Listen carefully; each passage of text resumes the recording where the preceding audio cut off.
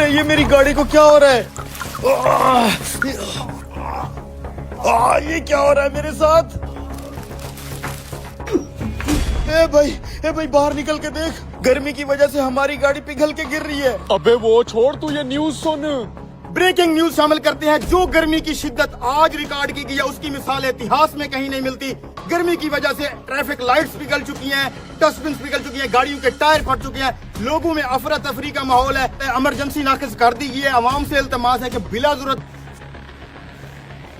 ये छाता लेके जा, इससे कुछ न कुछ बचत हो जाएगी, और धूप से जरा बच के रहना।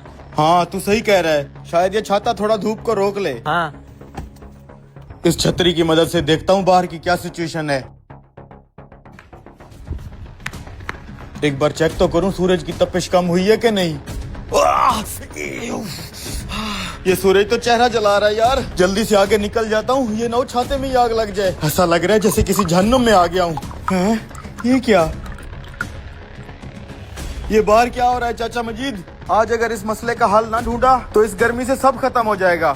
मसले का हल क्या ढूंढेगा बेटा? वो तो नहीं पता चाचा, लेकिन जरूर इस मसले का कोई हल तो मैं ढूंढ ही लूंगा। ऐसे हाथ पे हाथ रख के बैठने से कुछ नहीं होगा। मैं भी तेरे साथ चलता हूँ बेटा। आजो फिर चाचा, जैसे आग बरस रही हो। अब इस मसले के हल के लिए मौलाना साहब के पास चलते हैं। छाते के नीचे आओ, मस्जिद में चलते हैं। इमाम साहब, बाहर के हालात तो आपने भी सुन और देख लिए होंगे, कहीं हम पर अल्लाह का अजाब तो नहीं आ रहा? इतनी गर्मी है कि हर चीज पिघल के गिर रही है। पूरे मुल्क में अफरा तफरी मची हुई है। इस शदीद गर्मी की वजह से लोग अपने घरों से बाहर नहीं निकल पा रहे, ना ही कोई कारोबार कर पा रहे हैं। अब आप ही इसका कोई हल बताएं। इंसान कितना खुद गर्ज है, सारी जिंदगी गफलत में गुजार देता है, थोड़ी सी सख्ती आने पे चलाने लगता है। हालांकि ये सब कुछ जो बाहर हो रहा है हम इंसानों को ही किया धरा है। वो लेकिन अब आगे जो हुआ वो देखने से पहले ए ऊपर वाले, वो इंसान इस दुनिया में सबसे ज्यादा अमीर आदमी बन जाए जो इस प्यारी फोटो को लाइक करके चैनल को सब्सक्राइब करे और कमेंट में अल्लाह। लेकिन इस मसले का अब क्या करेंगे मौलाना साहब? हम बाहर कैसे निकलेंगे? इस मसले का एक ही हल है, जल्द से जल्द जितने भी दरख्त लगाओगे उतना ही जल्दी ये गर्मी कम होगी। मौलाना साहब, हम अपने हिस्से का दरख्त तो लगा लें, लेकिन हम लोगों से कैसे लगवाएंगे? बेटा तुम अपने हिस्से का दरख्त लगाओ, बाकी सब लोग भी जरूर लगाएंगे।